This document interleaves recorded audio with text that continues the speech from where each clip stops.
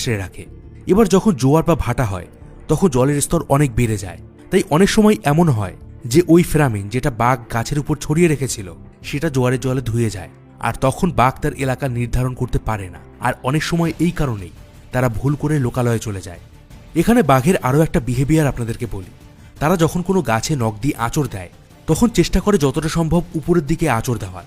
আর ওই এলাকায় যদি ওই বাঘের থেকেও অন্য কোনো শক্তিশালী বাঘ আসে তাহলে সে আগের আঁচড়ের আরও উপরে আঁচড় দেয়। আর এটা যখন আগের বাঘটা দেখতে পায় তখন সে বুঝতে পারে যে ওই এলাকায় তার থেকেও একটা শক্তিশালী বাঘ এসেছে, আর সে তখন ওই নতুন বাঘের সাথে যুদ্ধ এড়াতে ওই এলাকা থেকে চলে যায়। প্রথম দিন টানা 6 থেকে 7 ঘন্টা জার্নি করে আমরা আসি পাখিরালয়ে। এখানে রাতে ঝুমুর নাচ দেখতে দেখতে পুরো সন্ধ্যাটা দারুণ এনজয় করি। নাচ শেষ হয় প্রায় রাত 10টার দিকে। তখন আমার একটু কৌতূহল হয় এই যারা নাচ গান করছিলেন এদের সাথে কথা বলা। তখন কথা বলে জানতে পারি এরা সুন্দরবনের আরো দূরের দ্বীপ থেকে এসেছেন, আর এখান থেকে